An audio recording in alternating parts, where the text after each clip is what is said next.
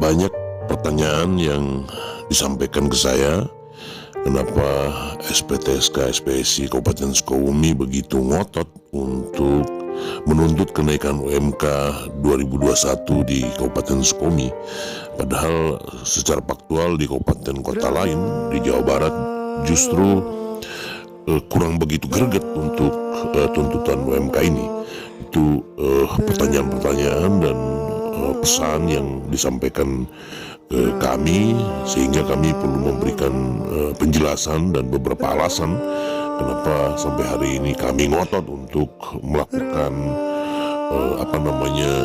perjuangan menuntut kenaikan UMK 2021 di Kabupaten Sukabumi.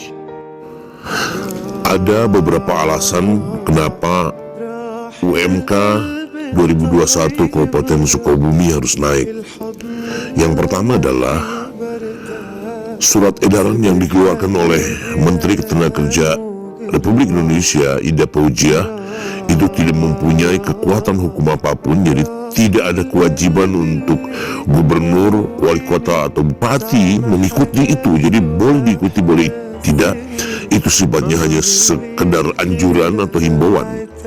Dan itu terbukti tidak semua gubernur di Republik ini mengikuti surat edaran itu, yaitu mereka-mereka gubernur yang sadar bahwa rakyatnya itu bukan hanya pengusaha saja, rakyatnya bukan hanya kaum kapitalis atau pemodal saja, rakyatnya bukan hanya kaum berjuasi saja, tetapi rakyat Republik ini juga ada di luar pengusaha, ada di luar kelompok modal, yaitu kaum buruh yang juga sebagai rakyat yang harus dan layak dilindungi. Satu contoh adalah Gubernur Jawa Timur, DKI, Sulawesi Selatan, DIY, dan Jawa Tengah. Walaupun Menteri Tenaga mengeluarkan surat edaran, mereka masih peduli dan punya empati terhadap kesulitan yang dialami oleh rakyat buruh di daerahnya masing-masing. Terbukti mereka menaikkan UMP yang kemudian untuk di beberapa daerah di Jawa Timur, misalnya bupati wali kotanya juga mengikuti dengan menaikkan UMK 2021. Yang kedua, terlepas Permen 18 2020 itu ada indikasi seolah-olah menambah komponen, tetapi di dalamnya juga ada beberapa komponen yang volume atau nilai atau kualitasnya dikurangi. Tetapi secara faktual penambahan komponen itu akan berkorelasi secara otomatis terhadap kenaikan kebutuhan hidup layak itu sendiri. Sehingga penambahan komponen itu pasti akan menambah jumlah kebutuhan hidup layak, dan itu sebagai sebuah konsekuensi logis dari kebijakan Permen 18 2020, walaupun sangat tidak memuaskan buruh, sangat mengecewakan buruh, karena yang dituntut oleh buruh itu bukan 64, apalagi dengan desain komponen yang seperti itu, tapi sekitar 80 komponen KHL. Yang ketiga, alasan kenapa UMK Sukabumi 2021 harus naik adalah hasil dari survei KHL yang kita lakukan sebagai sebuah amanat dari PP 78 2015, di mana setiap 5 tahun harus ada evaluasi terhadap komponen. Dan seperti yang sudah disampaikan di atas, memang evaluasi sudah dilakukan oleh pemerintah, yaitu dengan penambahan komponen dari 60 menjadi 64. Ya, kita lakukan survei KHL di daerah, walaupun sebenarnya ini kewenangan pemerintah pusat, tetapi pemerintah pusat tidak melakukan, BPS pada tingkat daerah juga tidak melakukan. Akhirnya kita coba inisiatif untuk melakukan sendiri, dengan biaya sendiri, dengan kemampuan sendiri, dan terbukti dari simulasi 60 komponen menjadi 64 komponen itu ada kenaikan yang secara faktual dari hasil survei itu, yaitu kurang lebih sekitar 5,26%. Itu kita sudah lakukan dengan metodologi yang memang disesuaikan dengan survei KHL seperti yang dipersyaratkan dalam ketentuan perundang-undangan, baik itu dalam Permen 18 2020 maupun dalam Permen sebelumnya tentang survei KHL. Jadi dengan penambahan komponen itu, setelah kita lakukan survei, kita lakukan mitigasi, kita lakukan simulasi antara komponen yang hanya 60 dengan 64 komponen, itu jelas-jelas ada kenaikan sebesar 5,26% dari UMK Kabupaten Sukabumi pada tahun 2020 ini. Nah, pertanyaan berikutnya, loh, kok Serikat melakukan survei? Ya karena BPSN juga tidak melakukan survei. Kita menunggu siapa? Kan peraturan perundang-undangan negara sudah mengamanahkan BPS untuk melakukan survei sebagai sebuah pedoman bagaimana KHL yang dilakukan untuk kebijakan kenaikan upah itu bisa dilakukan. Tetapi sampai hari ini mana? Nggak ada kan inisiatif BPS untuk melakukan survei KHL yang dijadikan kebijakan untuk kenaikan UMK itu sendiri. Makanya kita inisiatif. Kita tidak mungkin ketika negara mengamanatkan dalam peraturan perundang-undang yang meminta satu lembaga negara tertentu yang diberikan amanah untuk melakukan itu, dan itu tidak dilakukan, rakyat kan tidak bisa berdiam diri, dan kita sebagai buruh melakukan itu, terlepas itu terima apa tidak, tetapi minimal itu sebagai pembanding, sebagai sebuah inisiasi yang kita lakukan bahwa memang walaupun Permen 18 2020 itu banyak dipertanyakan karena substansi atau kualitasnya tidak jelas, karena di satu sisi ada penambahan komponen, tapi pada sisi yang lain ada penurunan beberapa volume atau nilai atau kualitas dari komponen itu. Saya pikir itu sebagai sebuah autokritik buat kita semua, buat pemangku kepentingan pemerintah. Ya, kenapa pemerintah begitu lambat dan sehingga gagap di tengah situasi krisis ini tidak melakukan apa yang diamanatkan dalam PP 78 2015 untuk melakukan evaluasi dan melakukan survei KHL. Walaupun di awal PP 78 2015 itu kita sangat protes keras, kita sangat tentang, tetapi ketika itu sudah definitif dilakukan, justru pemerintah atau negara sendiri abai terhadap apa yang sudah diputuskannya. Yang berikutnya yang menjadi alasan kita kenapa harus menaikkan UMK 2021 di Kabupaten Sukabumi adalah UMK yang kita ajukan ini adalah UMK untuk tahun depan. Ini yang harus diingat. Jadi UMK yang diajukan, yang kita tuntut ini adalah UMK tahun 2021, bukan UMK untuk 2020 yang waktunya tinggal separuh bulan November dan 1 bulan Desember. Jadi sangat tidak adil, sangat tidak lazim, sangat tidak layak, sangat tidak manusiawi, sangat tidak wajar ketika pemerintah mau mengatur kebijakan 1 tahun ke depan didasarkan pada kondisi sulit tahun 2020 yang tinggal beberapa hari. Jadi kalau kita mau mencoba memberikan ilustrasi, pemerintah 1 tahun lalu itu punya optimisme bahwa pada tahun 2020 pertumbuhan kita akan bagus, ekonomi akan membaik.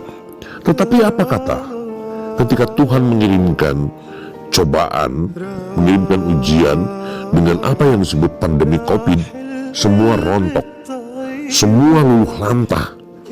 Jadi tidak boleh juga berangkat dari ilustrasi itu pemerintah seolah-olah membangun pesimisme tahun 2021 Indonesia masih luluh lantah, Indonesia masih sulit, Indonesia masih dalam kondisi yang sangat memprihatinkan, dengan cara menumbalkan buruh, memberikan kebijakan tidak menaikkan upah.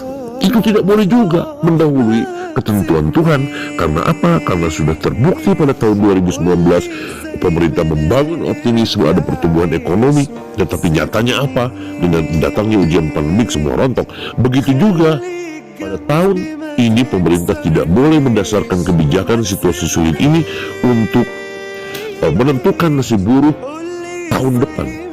Apalagi tahun depan kita punya optimisme yang luar biasa dengan informasi bahwa vaksin sudah boleh ditemukan, artinya vaksin tahun depan bisa dipergunakan, sehingga apa yang menjadi masalah kesehatan yang berdampak pada masalah ekonomi yang disebut dengan pandemi itu juga minimal akan semakin bisa diselesaikan, dan itu akan berdampak positif terhadap kondisi dan pertumbuhan ekonomi. Yang kedua, ada hal yang saya pikir bukan hanya pakar, akademisi, ahli yang bisa memberikan sebuah analisa situasi. Tahun depan itu kita akan baik kok. Tahun depan itu kita akan baik, ekonomi kita akan tumbuh baik. Dengan apa? Indikasinya jelas. Anggap saja yang tidak ada hubungannya kemenangan Joe Biden dalam Pilpres Amerika, setidaknya itu akan memberi sebuah harapan.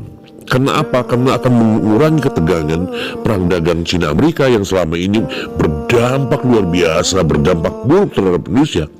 Tapi dengan kemenangan Biden, saya pikir semua orang mengatakan itu akan berdampak positif terhadap ekonomi Indonesia. Dan itu juga sebagai parameter bahwa tahun depan kita akan semakin baik, tahun depan kita akan semakin positif. Jadi kalau kita punya harapan tahun depan semakin positif, ngapain pemerintah, ngapain para pejabat negara, para penguasa menumbangkan buruh dengan kebijakan tidak menaikkan upah sementara kebutuhan semakin meningkat. Pada sisi yang lain, indikasi tahun depan itu memberikan sebuah indikasi positif bagi kehidupan kita berbangsa dan bernegara, khususnya dalam bidang ekonomi. Itu salah satu alasan kenapa kita menuntut kenaikan UMK 2021. Dan hal lain yang selama ini dijadikan satu alasan pemerintah Provinsi Jawa Barat, khususnya Pak Gubernur Ridwan Kamil, bahwa salah satu kenapa Jawa Barat gubernurnya mengeluarkan surat ke bupati wali kota untuk tidak menaikkan UMK dan gubernur sendiri tidak menaikkan UMP, salah satunya kan disebutkan karena pandemi COVID. Yang kedua adalah soal pengangguran kan. Pertama saya ingin ngomong, Gubernur Jawa Barat tidak bisa menjadikan alasan COVID-19 sebagai dasar untuk tidak menaikkan UMP dan UMK 2021 dengan cara menumbalkan buruh sebagai pihak yang dikorbankan. Kenapa? Faktual, kalau kita ngomong COVID, Pak RK, Pak Gubernur, dari lihat perkembangan kurva sebaran COVID-19, anggap saja pertanggal yang terakhir ini yang kita coba lihat adalah pada tanggal 12 November 2020, Jawa Barat itu nomor 3 loh Pak. Yang tertinggi itu kan DKI sebaran atau kurva COVID-nya. Yang kedua adalah Jawa Timur. Kalau gubernur mendasarkan bahwa karena COVID, mestinya DKI dan Jawa Timur gak menaikkan UMP dan UMK dong Pak. Kenapa? Orang dia DKI itu dari sisi sebaran COVID-nya paling tinggi kok. Yang kedua, Jawa Timur itu nomor 2 kok. Tapi Hopipa Indar Parawansa sebagai gubernur Jawa Timur punya optimisme dan punya kepedulian terhadap rakyatnya.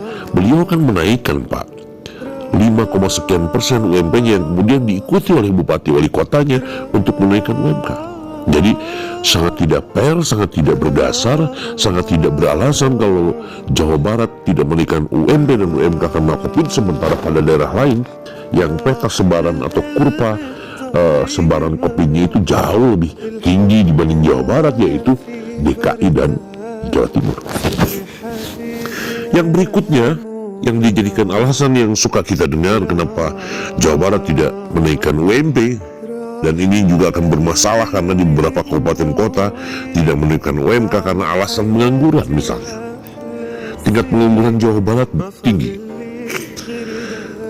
Pak Gubernur yang terhormat, pengangguran itu sebelum COVID dan setelah COVID, Jawa Barat itu memang tinggi, Pak. Dilihat dari rilis BPS terakhir Agustus 2019 sampai Agustus 2020, Jawa Barat itu memang nomor 2, ya kan? Setelah Banten.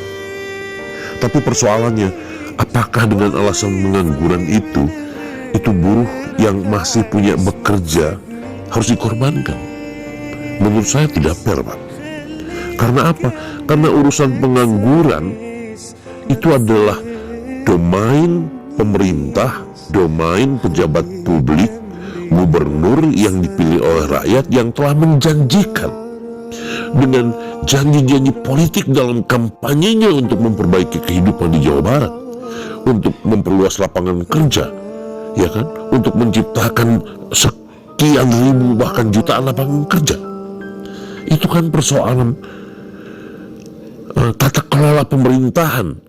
Apakah punya kemampuan untuk menyediakan lapangan kerja untuk rakyat? Janganlah, Pak. Persoalan pengangguran yang sudah akut dan menjadi masalah lama di Jawa Barat, lalu hari ini dibebankan kepada buruh yang masih bekerja untuk menanggung akibatnya. Menurut saya itu tidak fair. Itu tugas pemerintah yang harus dipertanggungjawabkan, Pak. Masa tugas gubernur, tugas pemerintah sebagai pejabat publik yang lahir dari proses demokrasi pilkada dengan janji-janji politik yang salah satunya adalah menciptakan lapangan kerja dan mengurangi pengangguran, pada saatnya di suatu situasi sulit ini menjadikan pengangguran sebagai alasan untuk tidak menaikkan upah buruh. Apa dosanya buruh, Pak? Bukankah mengurangi pengangguran dan menciptakan lapangan kerja itu sebagai janji politiknya belum pada saat kampanye pilkada, Pak?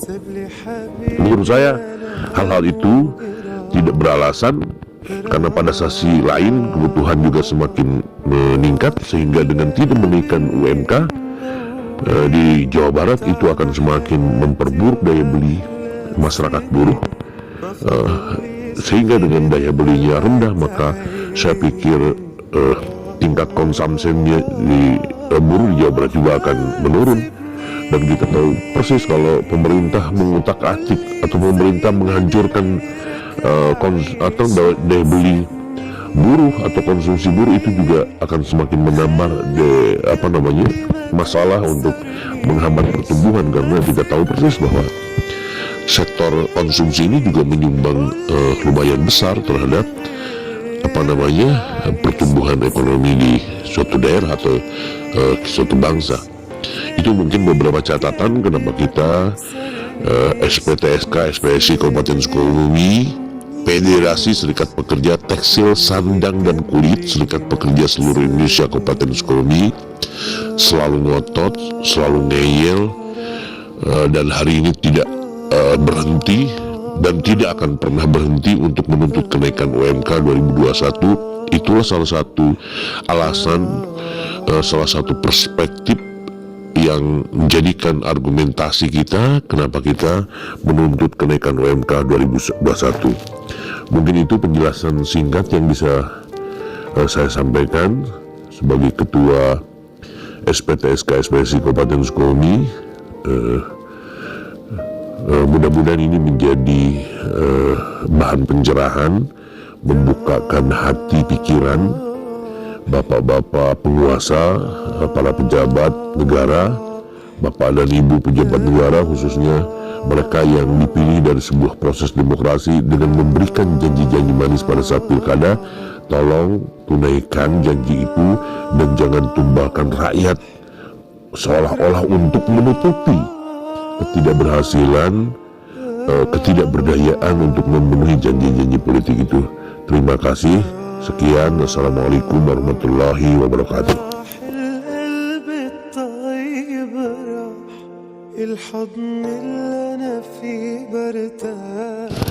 Salam dari kami SPTSK SPSI Kabupaten Sukabumi.